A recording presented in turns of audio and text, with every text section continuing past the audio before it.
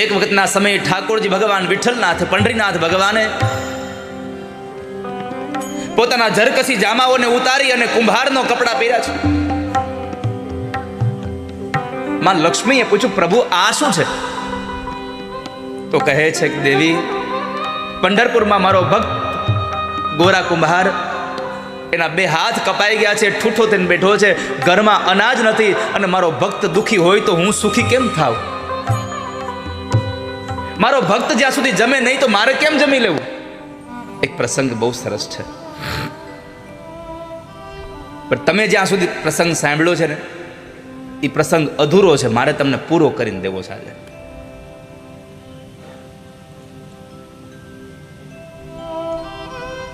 તમને બધાને આછી ખબર છે,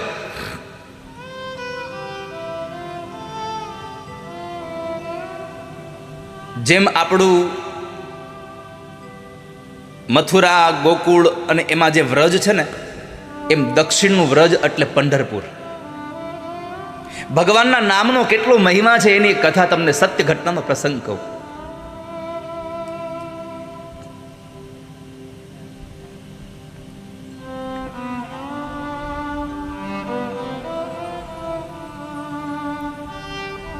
પંઢરપુરમાં ભગવાન પંઢરીનાથ બિરાજે,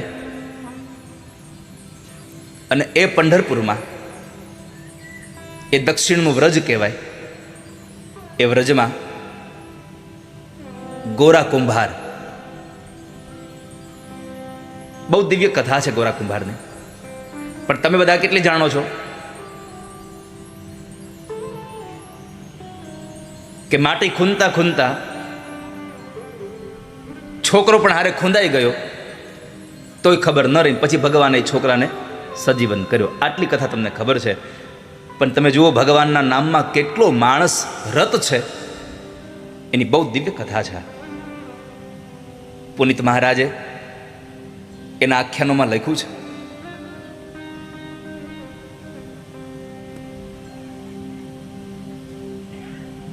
જાતે પ્રજાપતિ પિતા હતા, પોતે પ્રજાપતિ હતા, પોતાના બાપ દાદાનો ધંધો કરે,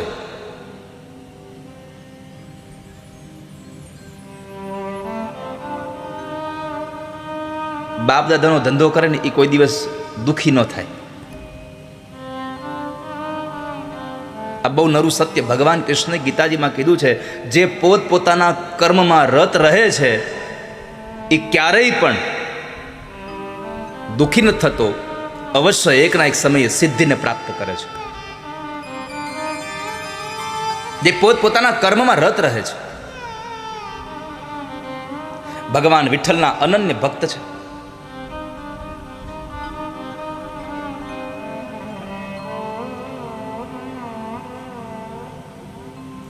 પોતાનું કર્મ કરતા કરતા ભગવાનનું ચિંતન કરતા રહે છે.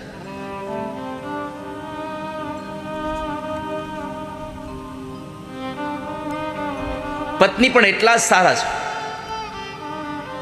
અને પત્ની સારા મળે ને એનો ભાવ સુધરે. બાકી તો કોઈ કે લખ્યું છે, જેની દાળ બગડે એનો દિવસ બગડે, જેનું અથાણું બગડે એનું વરસ બગડે, જેની પત્ની બગડે એનો ભાવ બગડે આખો.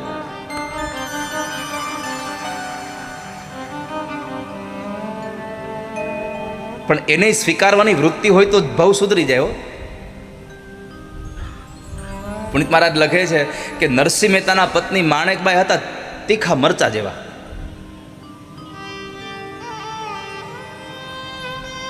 વાત વાતમાં વઢ્યા કરે એને. તુકારામજીના પત્ની હતા તીખા મરચા જેવા. કોઈ કે આવીને પૂછ્યું તુકારામજી ઘરે છે, તો પત્ની કીધું તુકો ગયો કથા કરવા. કોઈ કે આવીને કીધું સાંભળ્યું આ તો તુકારામને કથામાં એક શેરડીનો આખો ભારો મળ્યો છે. હે, ઓહ બહુ સારું, લ્યો ખાશું. અમે ઘરે આવ્યા તો એક રાડું લઈને આવ્યા. તુકારામજી બધાને દેતા આવ્યા વચમાં. કોઈ કે આવીને કીધું તું આખો ભારો આપ્યો છે. અને એટલો ક્રોધ આવ્યો પત્નીને, એ હાથમાંથી રાડું લઈ અને વાહમાં 2 વળગાડી. એ શેરડીના હાટાના 2 ટુકડા થયા. તો તુકારામે કીધું વાહ ભગવાન વાહ, આ મને ન આવડ્યું, આ મારા પત્નીએ કર્યું, અમે 2 એક હાટો લઈ લેવું. લ્યો, આવી જેની સહજતા છે. મારો કહેવાનો વાત ભાલા ભક્તજનો, અક્રોધ જેને સાધુતા છે, જેને બધી જ વસ્તુ સ્વીકારવાની વૃત્તિ છે, એના સંસારમાં દુઃખી કોણ કરે કયો લો? દુઃખી તો એટલા જ છે કે જેને સ્વીકારવું નથી ને એ દુઃખી થયા છે. જેને સ્વીકારી જ લેવું છે એ દુઃખી નથી ક્યારેય.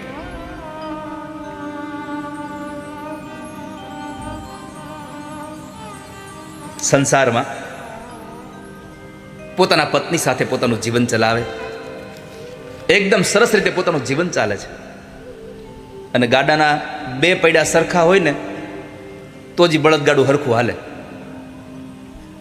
નાના મોટું ટાયર હોય તો એ ચાલે નહીં.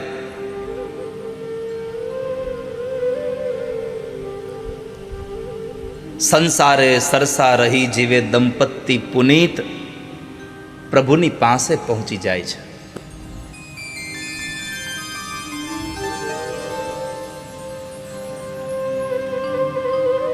ભગવાનની કૃપાથી એક સંતાન થયું છે બંનેના દાંપત્ય જીવનમાં. પણ પોતાના કામમાં રત એવા ગોરા કુંભાર ગમે તે કામ કરતા હોય પણ મોઢામાંથી ભગવાનનું નામ હોય. અને વાત સાચી છે, કામ કરતા હોય ત્યારે મોઢાને બીજું ક્યાં કામ છે? કે સંજવારી કાઢો, તમે કચરો કાઢો ઘરમાંથી, ત્યારે મોઢાને શું લેવા દેવા છે? તો ત્યાંથી ભગવાનનું નામ લો ને. રોટલી વણો છો તો હાથથી વણો છો, મોઢાને ક્યાંમાં કાંઈ જરૂર છે? તો ભગવાનનું નામ લ્યો. ભગવાનના નામ સાથે ઘડાયેલી રોટલી તમારા પરિવારના લોકો જમશે ને તો એના વિચારો હારા થઈ જશે. મેં તો ઘણીવાર આપ સૌને પ્રાર્થના કરી છે કે દરેકના રસોડામાં એક સૂત્ર લખેલું હોવું જોઈએ બહેનોએ, પોતાના હાથે. જેટલા લોકો રસોઈ બનાવો છો ને એને બધાને મારી પ્રાર્થના છે કે આજ ઘરે જઈ અને એક કોરા કાગળમાં લાલ અક્ષરે, તમારા પોતાના અક્ષરે, તમને લખતા ન આવડતું હોય તમારા છોકરાઓને કહેજો, અથવા તો તમારા છોકરાના છોકરાને કહેજો, પણ લખી દે એટલું જ લખાવજો કે હું રસોઈ ભગવાનના પ્રસાદ માટે બનાવું છું, ભગવાન માટે રસોઈ બનાવું છું. આવું લખીને તમારા રસોડામાં ચિપકાવી દેજો. જ્યાં તમે ઊભા રહીને રસોઈ કરતા હો, જ્યાં તમે બેસીને રસોઈ કરતા હો, તમે જ્યારે રસોઈ કરો ત્યારે તમારી નજર સામે હોવું જોઈએ કે હું ભગવાન માટે રસોઈ બનાવી રહી છું, હું ભગવાન માટે રસોઈ બનાવી રહું છું.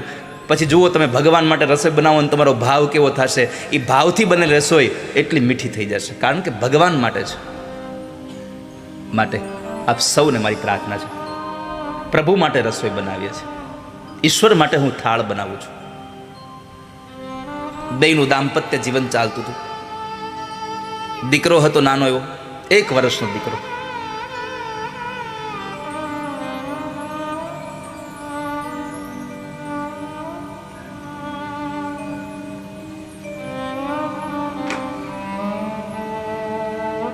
ગોરા કુંભારના પત્નીને પાણી ભરવા જવું છે.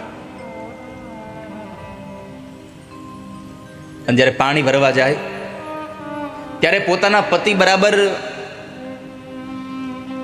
માટી ખૂંદે છે. વૃક્ષની ડાળ સાથે બાંધેલી એક દોરીને પકડી અને એક પછી એક પગ પછાડતા જાય અને ભગવાનના નામની ધૂન ચાલતી જાય.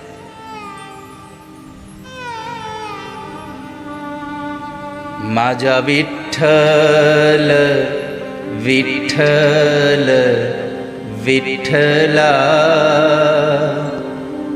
માજા વિઠ્ઠલ પાંડુરંગા, માજા વિઠ્ઠલ વિઠ્ઠલ વિઠ્ઠલા, માજા વિઠ્ઠલ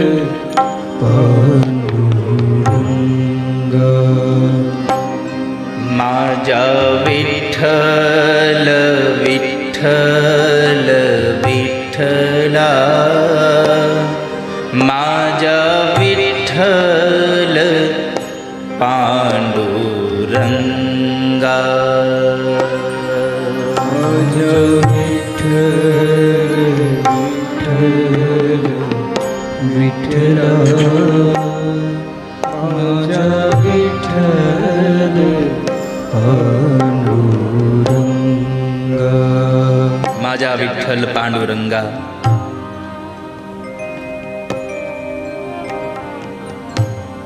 હે મારા વિઠ્ઠલ, હે મારા નાથ, એક પછી એક પગ પડતો જાય છે ગોરા કુંભારનો. પત્નીને પાણી ભરવા જવું તો એટલે પાણી ભરવા જતા પેલા સમય આવીને કહ્યું, સાંભળ્યું, બાળક અંદર સૂતો છે, જરા ધ્યાન રાખજો, સંભાળજો હો તમારાને.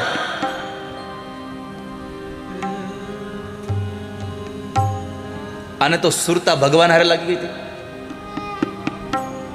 જેની સુરતા સાંભળિયા નેહા, જેની સુરતા ભગવાનમાં લાગી ગઈ છે, એને પછી સમાજની કઈ ચિંતા ન હોય, એને સમાજની કોઈ પરવાહ ન હોય. જો નરસૈયાએ સમાજની પરવાહ કરી હોત, મીરાએ સમાજની પરવાહ કરી હોત, આ ગોરા કુંભારે સમાજની પરવાહ કરી હોત, પરિવારની કઈ ચિંતા કરી હોત, તો કદાચ ઠાકોરજી કામ કરવા ન આવ્યા હોત.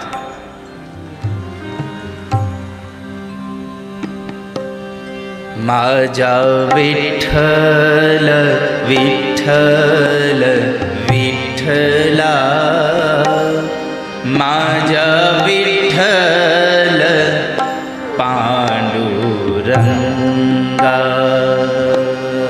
માજા વિઠ્ઠલ વિઠ્ઠલ વિઠ્ઠલા, માજા વિઠ્ઠલ પાંડુરંગા.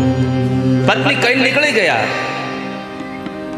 પણ પોતાનું ધૂનમાં ધ્યાન હતું એટલે ખાલી કીધું, એ હારું સારું કહીને સુરતા સાંધી, જાલી રસ્સી ઊંચે બાંધી. સુરતા લાગી ગઈ ભગવાનમાં, અને પછી ઊંડી સમાધિ લાગી ગઈ. આંખો બંધ છે, પોતાના કામ માટે પગ ચાલે છે, પણ એક વાત છે વાલા ભક્તજનો, મોઢામાંથી એક જ નામ નીકળે, વિઠ્ઠલ વિઠ્ઠલ વિઠ્ઠલ.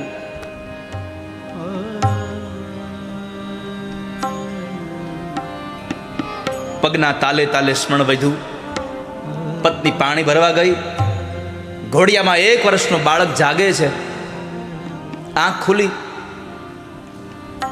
ઘોડિયાના 2 બાજુના એ ભાગને પકડીને બેઠો થયું બાળક. માં દેખાણી નહીં.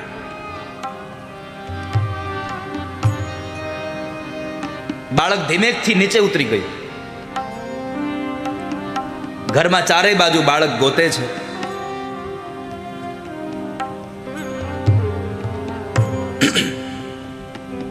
ક્યાંય માં ન મળી.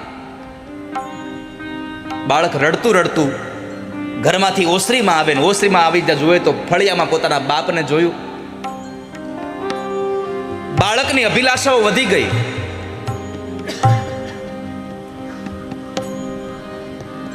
જ્યારે ગોરા ભગતને ખબર નથી કે મારો દીકરો જાગીને આવ્યો. બાપ દીકરા પાસે ન આવ્યો તો દીકરાએ બાપની પાસે જવાનો નિર્ણય કરી લીધો. આગળ વધે છે.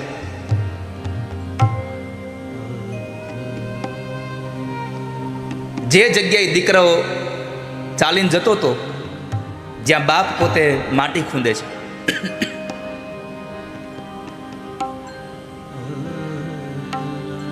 પગના તાલ સાથે એક સાથે એક પછી એક તાલ સાથે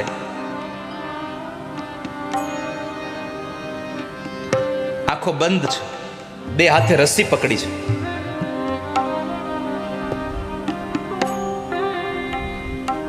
તન્મયતા સાથે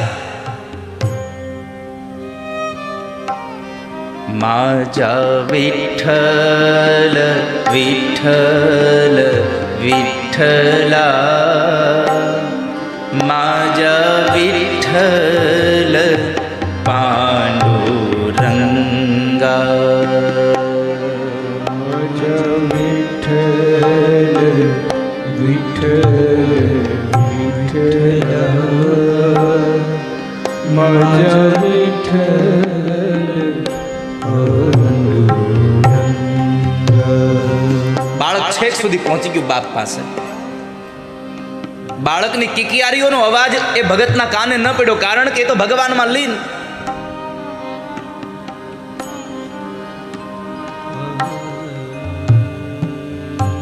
ઘટના ઘટી કે બાળકે ત્યાંથી ઊભું રહેવાનું બંધ કરીને બાપ જે ગારું ખૂંદે છે એમાં ગોઠણિયાભર ગયો, પણ ગોરા કુંભારને ખબર ન રહી કે મારો દીકરો અહીંયા પહોંચ્યો છે. એક પછી એક પગ દીકરાના માથા પર પડ્યા અને દીકરાની માટી માટીમાં ભળી ગઈ. ખબર નથી ગોરા કુંભારને કે દીકરો અહીંયા ભળી ગયો, મરી ગયો. થોડી વાર થઈ અને પત્ની પાણી ભરીને આવે છે. ઓરડામાં જાય છે તો ઘોડિયામાં બાળક નથી. હેફતાઈ ગઈ, આ મારો છોકરો ક્યાં ગયું? ઘરમાં ગોતે છે કે ઘરમાં મળ્યું નહીં. આડોશી પાડોશીમાં જઈને એને બાજુમાં રહેલી બેનને પૂછ્યું છે કે એ ચંદ્રભાગા, તારી કૌશલ્યા મારા છોકરાને રમવા લઈ આવી છે? અરે ના રે બુન, મારી કૌશલ્યા તો હજી હમણાં જ જાગી છે. તારા છોકરાને એ નથી લઈ આવી હો. બીજા પાડોશીના ઘરે, ત્રીજા પાડોશીના ઘરે પૂછે છે મારા દીકરાને જોયો છે, તમે કોઈ લઈ આવ્યા છો અહીંયા? કોઈ હા નથી ભણતું.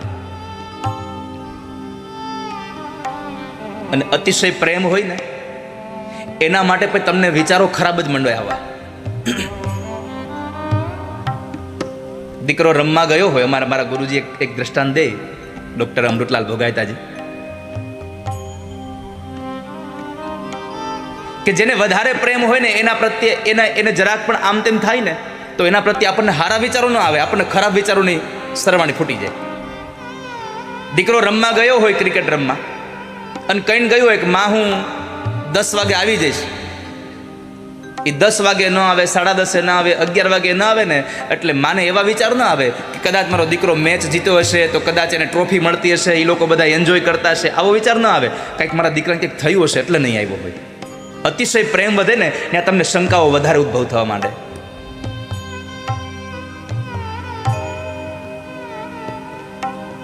અહીંયા ગોરા કુંભારના પત્નીના મનમાં વિચાર માંડ્યા કે મારા દીકરાને કોઈક લઈ તો નહીં ગયું હોય ને.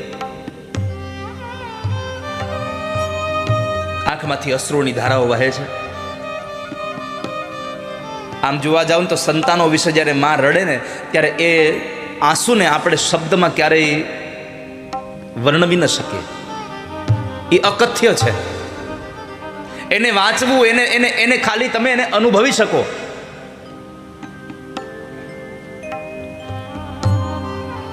આ સંસારની બધી જ વેદનાઓ માત્ર ને માત્ર તમે અનુભવી શકો છો. વેદનાને તમે ક્યારેય વાંચી ન શકો. આપણને કોઈ ગુમડું થયું હોય ને કોઈ પૂછે કે કેમ છે, તો કે દુખે છે. વધારે પૂછે કેવું, તો કે બહુ દુખે છે. પણ કેવું દુખે તમે કઈ ન હગો.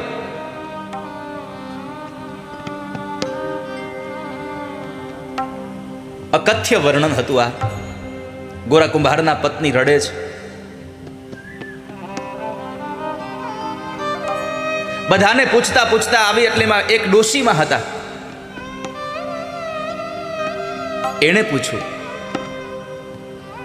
કે તું ઈ તો કે તે કોને આપીને ગઈ હતી, કોને કહીને ગઈ હતી ધ્યાન રાખવાનું? તો કે હું એમને કહીને ગઈ હતી. એમનો અર્થ છે ગોરા કુંભારને, કારણ કે પહેલાના સમયમાં નામ નહોતા લેવાતા. અને હવે તુકારા સિવાય બોલાવાતું નથી.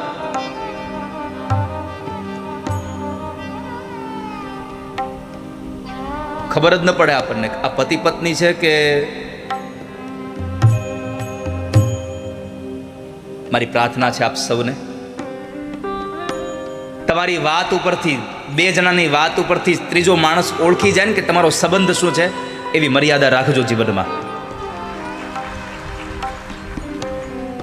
સમય સાથે જીવો, અમારી કોઈ ના નથી.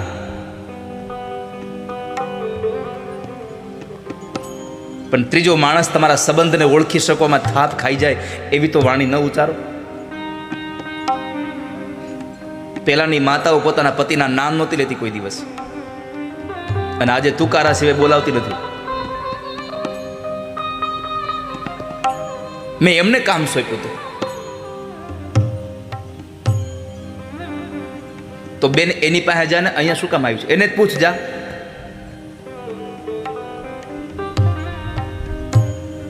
એને પૂછતું. તો ગોરા કુંભારના પત્ની કીધું અત્યારે એને ન પૂછાયો. કેમ? તો કે ભગવાનની સેવામાં છે. જુઓ, જ્યારે આવી પત્ની મળે ને ત્યારે સંસાર તમને કોઈ દી બંધન ન બને. આવી પત્ની મળે તો સંસાર બંધન જ ન બને. કબીરજી મહારાજના પત્ની હતા. કોઈએ કબીરને પૂછ્યું કે કબીર, તમે ઘરમાં રહીને ભગવાનને ભજો છો? અમે તો સાંભળ્યું છે ભગવાનને મેળવવા હોય તો તમારે જંગલમાં જવું પડે, આ પત્ની, આ સંતાનો, આ બધું ન હાલે. કબીરજીએ કહ્યું કે ભાઈ, ઘરમાં રહીને ભગવાનને ભજી શકું છું એનું મૂળ કારણ એ છે કે મારી પત્ની મને અનુકૂળ છે. હું જે કામ કરું ને એમાં કોઈ દિવસ મારી પત્ની બાધક નથી બનતી. આ ગોરા કુંભારના પત્ની કીધું કે અત્યારે ન બોલાવે હોય માં એને. કેમ? અત્યારે ભગવાનના સ્મરણમાં છે, મારે એને અત્યારે વિક્ષેપ ન કરાય. હવે તમે કલ્પના કરો, આ ગોરા કુંભારના પત્ની હતા એટલે એને કહ્યું કે મારા પતિ અત્યારે ભગવાનના નામમાં છે એટલે મારે એને ન કાંઈ પૂછાય. બીજી હોય તો મૂકો તમારું આ ભગવાનનું નામ, આ છોકરો નથી જડતો, મારે એને ન પૂછાય.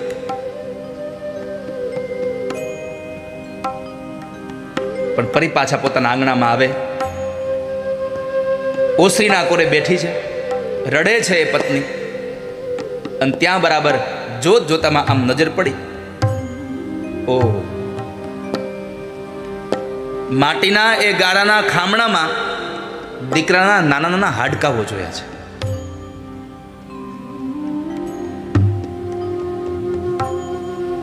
માટીના ખામણા પાસે આવે છે, પોતાના પતિ નથી ઊભા રાખ્યા હો.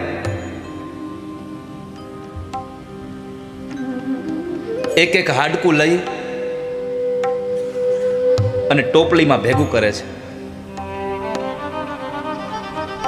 ટોપલીમાં ભેગું તો કર્યું, પણ સૌથી વધારે જો એને કોઈને દોષ આપ્યો હોય ને તો ભગવાન વિઠ્ઠલનાથને આપ્યો છે. જેમ અહીંયા વડોદરામાં કોયલી ગામમાં મનસુખરામ માસ્તરના પત્ની ઉજમબાઈએ ભગવાનને કીધું, તું ઠાકોરજી તમે નહીં આવો ને તો મારા પતિની નોકરી જાહે એનો ડર નથી, પણ મારા પતિ જેને ભજે છે એને બાનાની પત જાહે. અહીંયા ગોરા કુંભારના પત્નીએ ભગવાનને કીધું છે.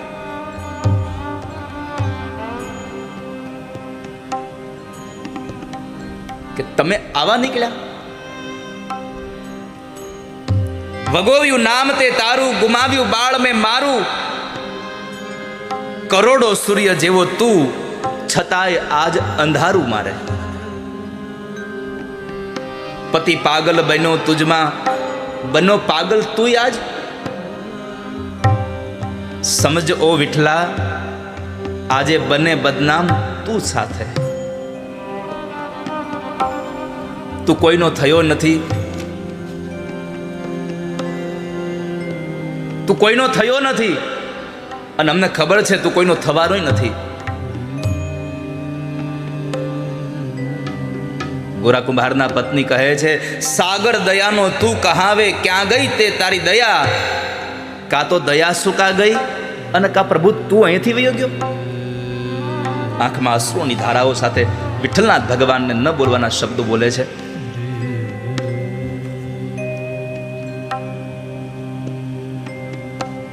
અહીંયા ગોરા કુંભાર હજી ભજનમાં છો. માજા વિઠ્ઠલ વિઠ્ઠલ વિઠ્ઠલા, માજા વિઠ્ઠલ પાંડુરંગા. માજા ગાય ભાવ છે. વિઠ્ઠલ માજા વિઠ્ઠલ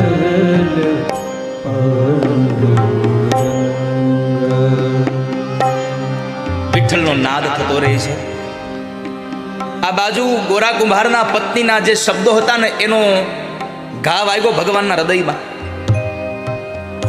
અને પરમાત્માથી સહન ન થયું. ભગવાન થયા તૈયાર, એક સાધુનું રૂપ લઈને ભગવાન આવ્યા છે. આ સંસારમાં સાધુના કપડાં પહેરી લેવા બહુ સરળ છે, પણ સાધુતા નિભાવી બહુ કઠિન છે.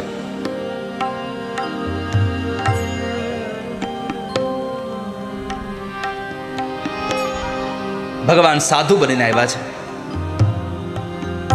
આવીને આંગણે ભિક્ષાની ટહેલ નાખી, ભિક્ષામ દેહી. ગોરા કુંભારના પત્ની દીકરાના હાડકાઓની ટોપલી લઈ રડતી હતી. સાધુને જોયા પોતાની આંખો લૂછી નાખી. બાપજીને પ્રાર્થના કરીને કીધું, બાપજી ક્ષમા કરજો, આજે હું મારા હાથે તમને કંઈ દાન નહીં આપી શકું, કારણ કે હું સ્ત્રી ધર્મમાં છું. એક કામ કરો, મારા રસોડામાં જઈને તમારે જેવી સામગ્રી બનાવી હોય તમારા હાથે બનાવીને તમે જમી લો.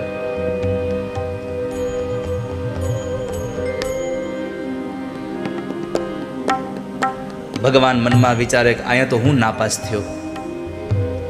આ જગ્યાએ તમે વિચારો તો આ જગ્યાએ કોઈ બીજી સ્ત્રી હોત તો શું કહેત? મારા ઘરવાળાએ મારા છોકરાને ખૂંદી નાખ્યો. પણ ગોરા કુંભારના પત્નીએ આ બધી જ વાતને એક બાજુ રાખીને કીધું, બાપજી તમે ઘરમાં જઈને રસોઈ બનાવી લો. ભગવાન નાપાસ થયા, અંદર ગયા, રસોઈ બનાવી, જમવા બેઠા. ભગવાને કીધું હવે કાંઈ તો કરવું પડશે. भगवान ने कहा, माई तेरा बच्चा कहाँ है, मेरे साथ में बैठा दे भोजन के लिए. गोरा कुंभारना पत्नी कहे छे, बापजी ए तो रमवा गयो हशे के छोकरा वारे, एने आवता वार लागशे, तमे जमी लो. आप जमी लो, आप भोजन करी लो, एने नहीं आवे, ई तो रमतो रमतो क्यांय वयो गयो हशे. કેટલું કઠણ હશે આ. દીકરાના હાડકા સામે જોવા મળે છે, છતાં આંખમાંથી આંસુ બંધ કરી દેવું એક મા માટે સૌથી વિકટ સ્થિતિ છે.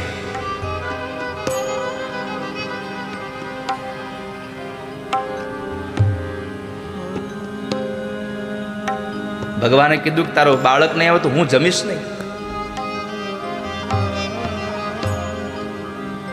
હૃદયમાં ધરબાયેલું રુદન આંખમાંથી ચોધાર અશ્રુની ધારા સાથે નીકળી ગઈ. ચોધાર અશ્રુની ધારા નીકળી ગઈ.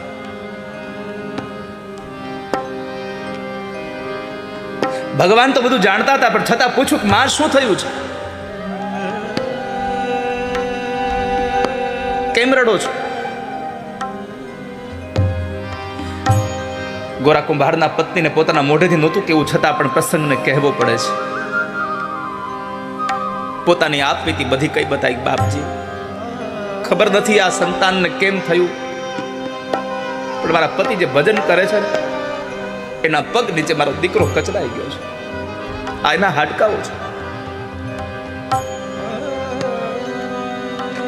આ તો સ્વયં પરમાત્મા હતા. પાણીની અંજલિ ભરી, અરે माई हमने जन्म ही इसलिए लिया है, संसार के दुखी लोगों को सुखी बनाने के लिए ही जन्म लिया है.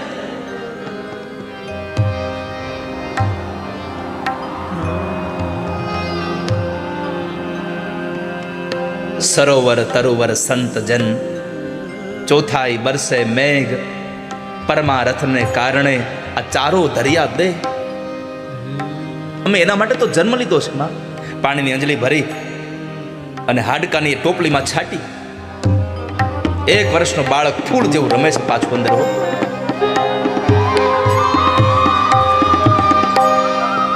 બાળકને પોતાની છાતીએ લગાડ્યું છે, માં ચુંબન કરે છે. એટલો બધો હર્ષ થયો માને, આંખો બંધ રહી અને થોડી વાર પછી જ્યારે આંખો ખુલી, સાધુ ન મળે. કે સાધુ નથી. દોડતા દોડતા પોતાના છોકરાને લઈને પોતાના પતિ પાસે કરીને કીધું કે જાગો, આપણો દીકરો મરી ગયો તો પાછો સજીવન થયો, તમે જાગો. 2-4 વખત અવાજ કર્યો ને કાન ચમકા, દીકરો મરી ગયો ને જાગ્યો, પાછો જીવતો થયો. ગોરા કુંભારે આંખ ખોલી છે. આ શું બોલે, તું મરી ગયો ને જીવતો થયો? હા, પત્નીએ પોતાના પતિ દ્વારા જે થયું હતું આખી કહાની કઈ બતાવી.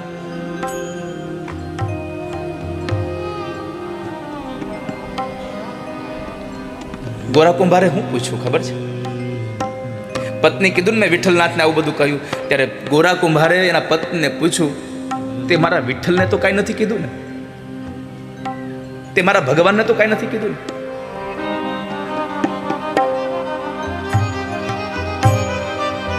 પત્ની કીધું કે જે સંભળાવાતું હતું ને બધું સંભળાવી દીધું છે, કાંઈ બાકી નથી રાખ્યું, તૈયાર થયું છે.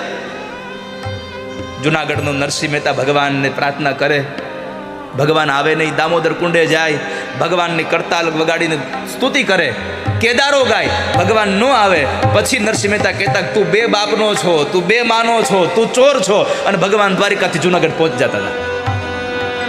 ભગવાનના ભક્તોને ભગવાનને બધું કહેવાનો છૂટછાટ હોય છે, અને પ્રેમમાં તો તુકારો થાય. ન કહેવાના શબ્દો મેં કહી દીધા, એને સંભળાવવાનું. વિઠ્ઠલનાથના શબ્દો કીધા, શબ્દો સાંભળી અને ગોરા કુંભારે કીધું કે એક નાના એવા બાળક માટે તે મારા વિઠ્ઠલને આટલું બધું કહી દીધું. તું મારી પત્નીને લાયક નથી, આજથી તું મારી માં છો. ગોરા કુંભારે પોતાના પત્નીને માનું સંબોધન કરી દીધું. ખાલી સંબોધન કર્યું એટલું નહીં વાલા ભક્તજનો, પોતાની પત્નીએ પણ માની લીધું કે એને મને માં કીધી છે તો હવે એની હારે હું માં તરીકે જ રહીશ. પતિ પત્ની બે એક ઘરમાં રહ્યા, પણ સંબંધ માં બાપનો. કામ કરે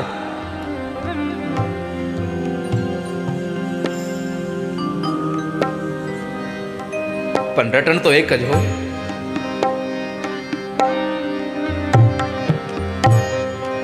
ભગવાનના નામ સિવાય કશું સ્મરણ નહીં.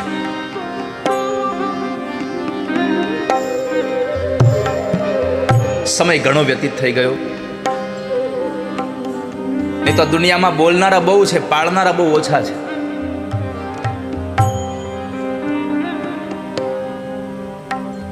પણ દુનિયાનો એક સૂત્ર યાદ રાખજો, જે બોલે ને એ બહુ કરે નહીં, અને કરે એ કોઈ દી બહુ ઓછું બોલે.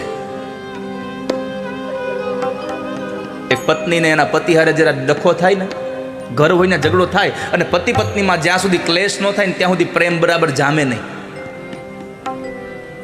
મીઠો ઝઘડો થયા જ કરે. તો જેવો પત્ની હારે ઝઘડો થાય એટલે પત્ની કાંઈ બોલે એટલે કે જો તું કાંઈ વધારે બોલીશ તો હું બાવો થઈ જાય.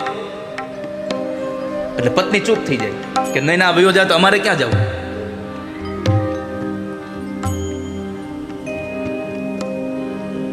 આવું ઘણા જ વર્ષો સુધી ચાલ્યું. એક જ વાત, હું બાવો થઈ જાય.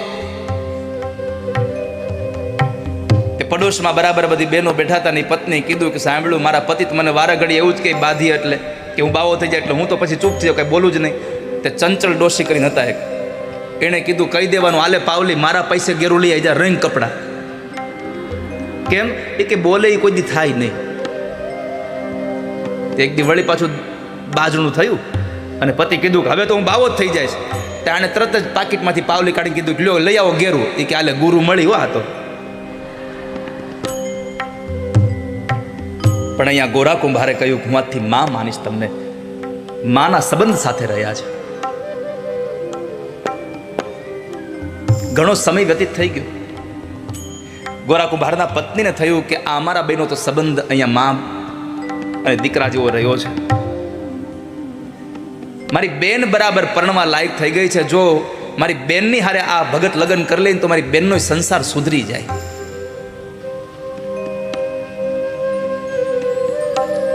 મારી બેનનો સંસાર સુધરે. એટલે એણે પોતાના બાને વાત કરી. એટલે એણે કીધું કે હા ભગત જેવો પતિ મળતો હોય તો આપણે દેવી જ છે. અને ભગતને કીધું. ભગતે કાંઈ ના પાડી નહીં. પરણવા ગયા, લગ્ન વિધિ થઈ, વિદાયનો સમય આવ્યો. એટલે સાસુમાએ કીધું કે જેમ મોટી દીકરીને રાખી એમ નાનીને રાખજો.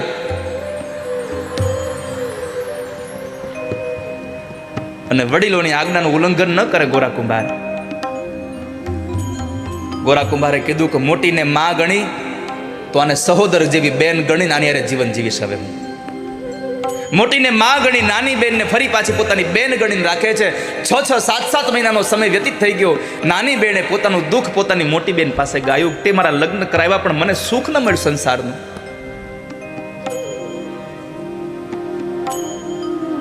મોટી બેને યુક્તિ કરી. નાની બેનને 16 શણગાર સજાવી અને ગોરા કુંભારનો જે શયન કક્ષ હતો, જે ખંડ હતો, એમાં રાત્રિના સમયે સુવા માટે મોકલી દીધી. ગોરા કુંભાર સૂતા છે. બાજુમાં 16 શણગાર સજીને એની જે પત્ની છે, એની નાની બેન સૂતી છે, જેની હારે લગ્ન કર્યા બીજા. અને ઊંઘમાં બરાબર પડખું ફર્યા અને એનો હાથ એ સ્ત્રીને સ્પર્શ થયો. એકદમ જાગી ગયા. જાગી તો ગયા, પણ પોતાના હાથ સામું જોયું અને ગોરા કુંભાર એટલું બોલ્યા છે કે વસે છે ઘરમાં હી શત્રુ અને સંતાપ આપે છે. વસે છે ઘરમાં હી શત્રુ અને સંતાપ આપે છે. કહેવાય છે મારા છતાંય મને થાપ આપે છે. આ હાથ એને મને થાપ આપ્યો, એને પાપ કરાયું. આ સંસારમાં વિઠ્ઠલ સિવાય કોઈ મારું નથી. આ હાથે પાપ કર્યું એ શબ્દ આમ મગજમાં ઉતરી ગયા. પુનિત મહારાજ લખે છે કે રાત્રિના સમયે ધારદાર હથિયાર લઈ આવી અને પોતાના બે હાથ ગોરા કુંભારે ધારદાર હથિયાર પર નાખ્યા. હાથ કપાઈ ગયા, પોતાના હાથને કાપી નાખ્યા.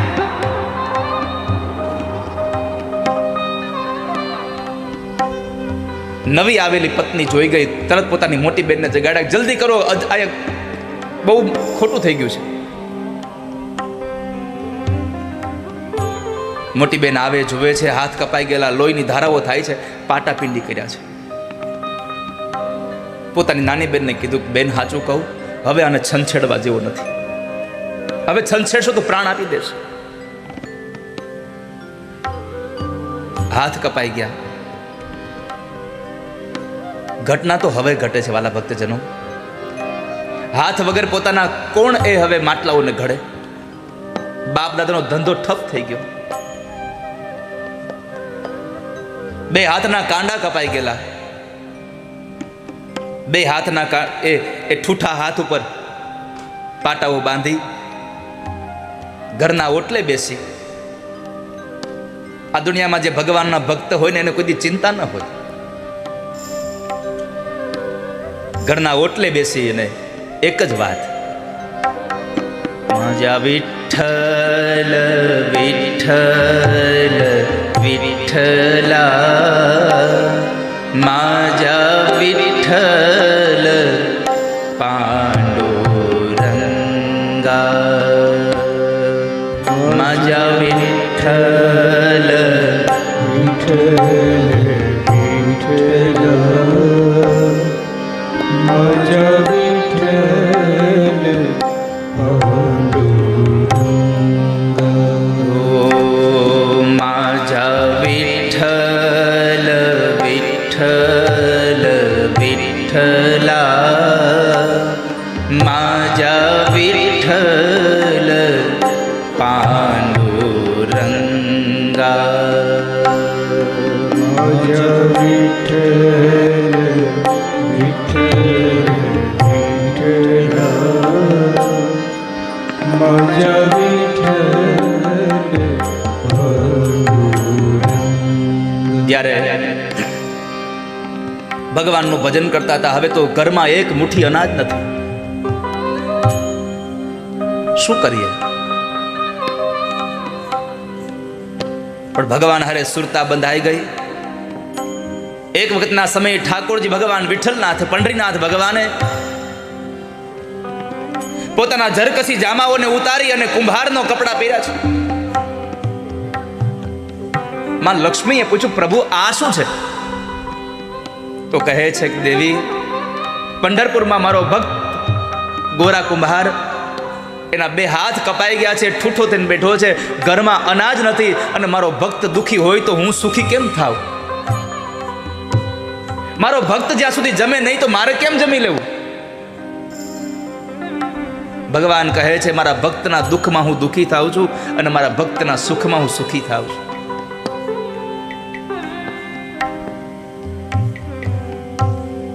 તો શું થયું? તો કે હું જાઉં છું એની ભારે. લક્ષ્મીજી પૂછું, ક્યારે આવશો? કાંઈ નક્કી ન કહેવાય, કાંઈ નક્કી નહીં દેવી, કારણ કે મારો ભગત સાવ અપંગ છે, અને જો એનું ભાંગી પડેલું કામ હું નહીં સંભાળું તો કોણ સંભાળશે સંસારમાં?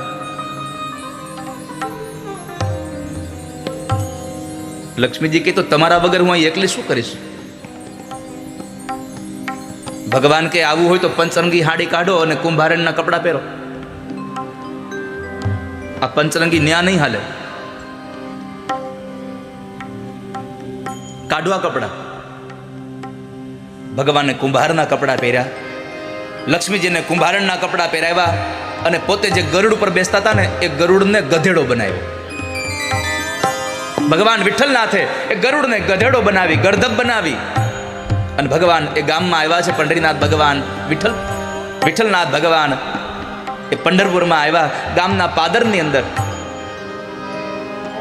લોકોને પૂછ્યું કે ભાઈ તમારા ગામમાં કોઈ કુંભારનું ઘર છે? અરે હા હા, આ શેરીએ શેરીએ આયલા જાવ.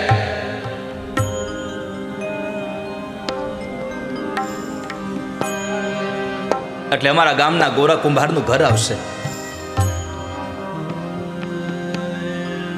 પણ ગોરા કુંભારનું ઘર છે એની ખબર કેમ પડે? કોણ ગોરા કુંભાર? તો કહે છે કે જેના હાથ કપાઈ ગયેલા, જેના ઠૂઠા હાથ છે એ ગોરા કુંભાર છે. જાઓ તમે.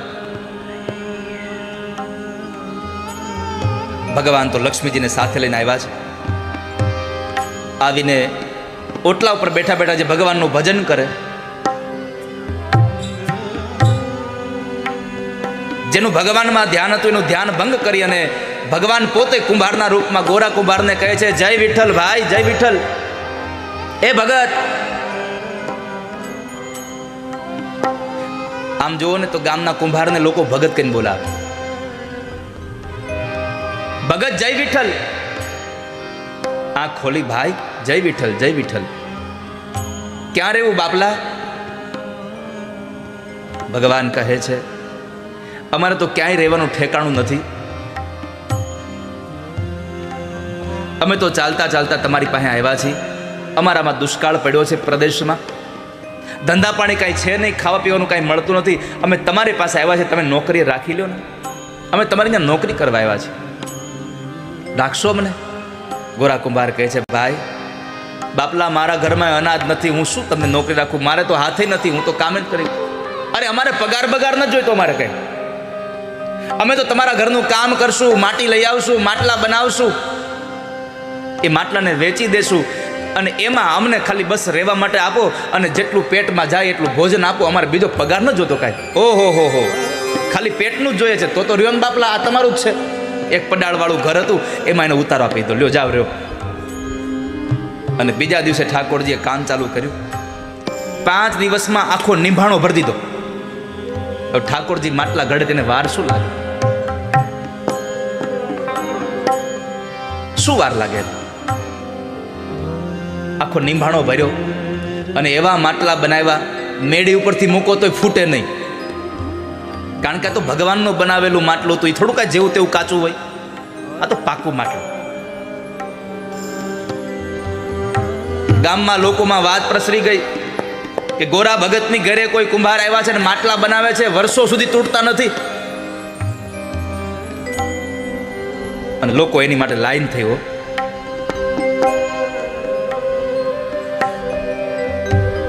પૈસાની ટંકશાળ થઈ ચાલુ.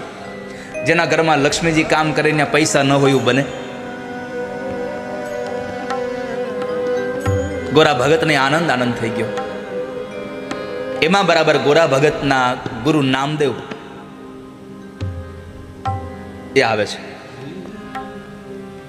નામદેવ ભગત મંદિરમાં ગયા. વિઠ્ઠલનાથ ભગવાનની મૂર્તિ નિસ્તેજ દેખાતી હતી. ધ્યાન ધરીને જોયું, પ્રભુ ક્યાં ગયા?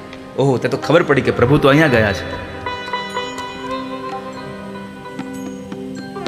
નામદેવ ભગત ગોરા કુંભારના ઘરે આવે છે. આવીને પૂછ્યું કે ભગત, તારા ઘરે જે કામ કરે છે ક્યાં છે? અરે બાપજી, તો સવારમાં માટી ખોદવા માટે ગયા છે. તો ગોરા, તું એને ઓળખે છે? અરે બાપજી, મારા ઘરે કામ કરવા આવ્યા, એના પ્રદેશમાં દુષ્કાળ પડ્યો એટલે મારા ઘરે કામ કરવા આવ્યા. એ માટી ખોદે, માટલા બનાવે, પૈસા આવે, એમાં એ થોડુંક જમે, થોડુંક અમે જમીએ છીએ. બીજું એને કયું ઓળખતો નથી કાંઈ. હું વખાના માર્યા મારા ઘરે આવ્યા છે. તો નામદેવ મહારાજ કહે છે, ગોરા, તમને ખબર નથી, એ બીજો કોઈ નથી, આપણો વિઠ્ઠલનાથ ભગવાન છે પોતે. તારા ઘરે કામ કરવા આવ્યા છે. ભગવાન આવ્યા છે. આ શબ્દો સાંભળ્યા, ગોરા કુંભારની આંખમાંથી અશ્રુની ધારા વહી ગઈ. મેં મારા ભગવાન પાસે માટી ખોદાવડાવી, મેં એની પાસે માટલા બનાવડાવ્યા. દોડતા દોડતા નીકળ્યા છે. જે જગ્યાએ માટી ખોદવા જતા હતા ત્યાં આગળ ગયા, પણ ત્યાં કોઈને મળ્યું નહીં. અને ત્યાંથી નીકળી અને સીધા ભગવાન પંઢરીનાથ ભગવાનના, વિઠ્ઠલનાથ ભગવાનના મંદિરમાં ગયા અને કીધું કે જે ભગવાને મારા માટે આની પાસે કામ કરાવ્યું, હવે આ શરીર માટે જેની પાસે કામ કરાવ્યું, શરીરને રાખવાની જરૂર નથી. હવે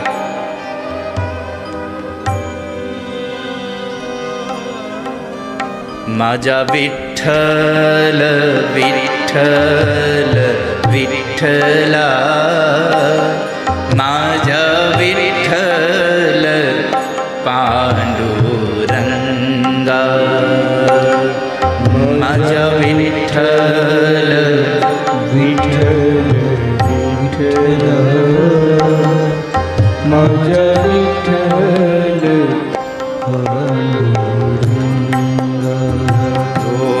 માજા વિઠ્ઠલ વિઠ્ઠલ વિઠ્ઠલા, માજા વિઠ્ઠલ પાંડુરંગા, માજા વિઠ્ઠલ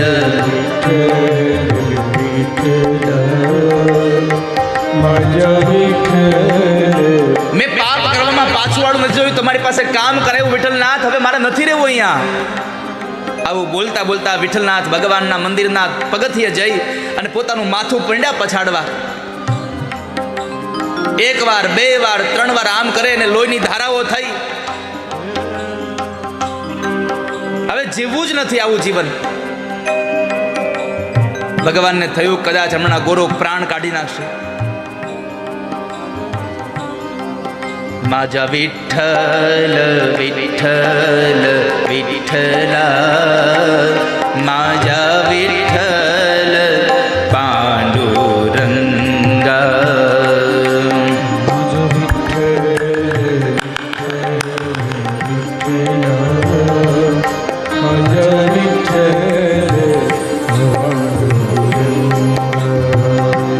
માજા વિઠ્ઠલ વિઠ્ઠલ વિઠ્ઠલા, માજા વિઠ્ઠલ પાંડુરંગા, માજા.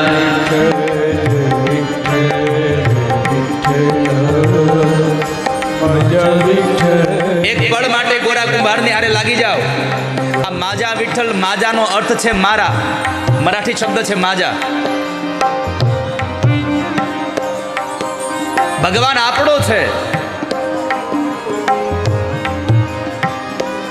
માજા વિઠ્ઠલ વિઠ્ઠલ વિઠ્ઠલા, માજા વિઠ્ઠલ પાંડુરંગા, માજા વિઠ્ઠલ વિઠ્ઠલ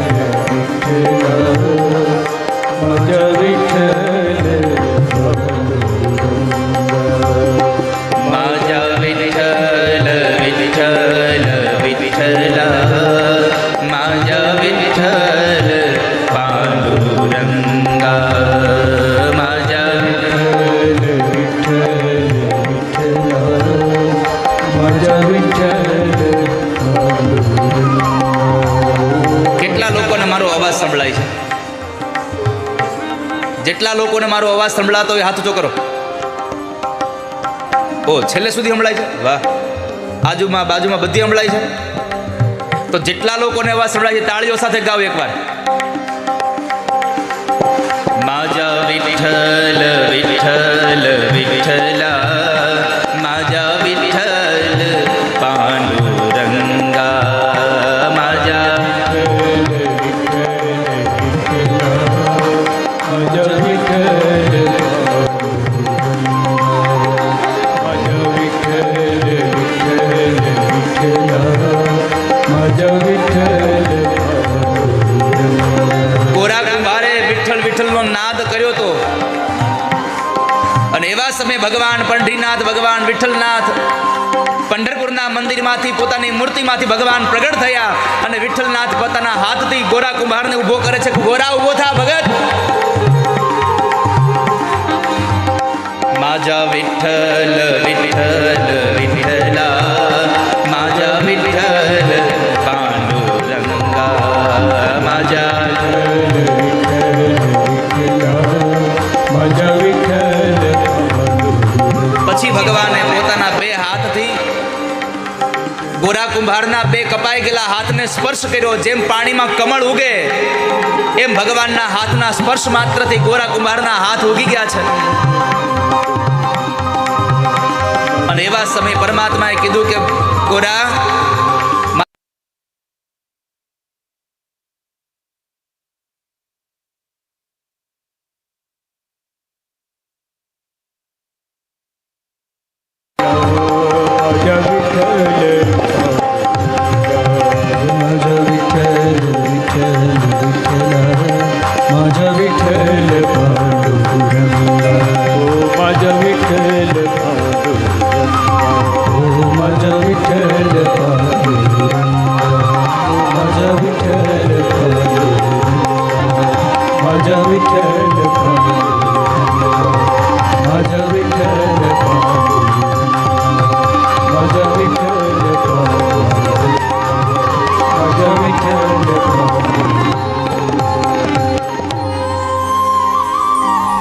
माझा विठ्ठल विठ्ठल विठ्ठला